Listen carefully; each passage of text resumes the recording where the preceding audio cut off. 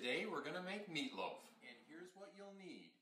3 cups of chopped onions, 1 tablespoon tomato paste, 3 tablespoons of Worcestershire sauce, 1/3 cup of chicken broth, 1 teaspoon of fresh thyme, 1/2 cup of breadcrumbs, 2 large eggs, 1/2 cup of ketchup, olive oil, salt and pepper, 2.5 pounds of fresh ground beef, a half sheet pan with parchment paper, a frying pan, a cutting board, a knife, a fork, a thermometer, a wooden spoon, and finally a cake pan. And the first thing we're going to do is preheat the oven to 325 degrees.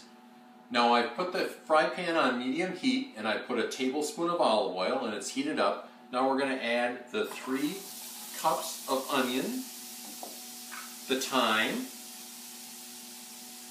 and both salt and pepper. Let's put a little pepper in. I'm going to stir that around a little bit and let it cook for 8 to 10 minutes. I'm going to wait for the onions to be translucent but not brown, and then I'll know they're done. The onions are now translucent, so we're going to take them off the heat and we're going to add the Worcestershire sauce and the tomato paste and the chicken stock.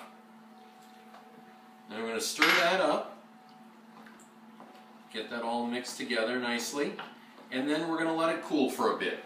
The onions have cooled, so we're going to add those to the meat. Put that all in. That's all set. And then we add the breadcrumbs and the 2 eggs that we whisked. And then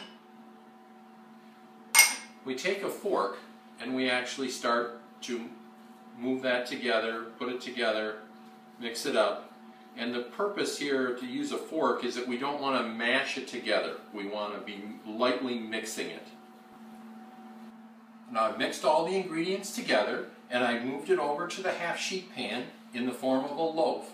Now I've tried not to compact it too tightly. We don't want the meatloaf to be too dense. And now it's time to add a 1/2 cup of ketchup on the top, and I'll spread that on with my fingers. So I spread that over the top, and then it's ready to go into the oven. It's time to put the meatloaf in the oven at 325 for an hour to 1 hour and a quarter. Now a little cooking tip, I'm going to add a cake pan filled with hot water on the rack below where I have the meatloaf, and that's going to help make sure that the ketchup doesn't dry out or crack. The meatloaf's been in for a little over an hour. I've taken it out and now I'm going to test it and make sure that it's reached 160 degrees or a little bit more, and it has. So now it's ready to enjoy.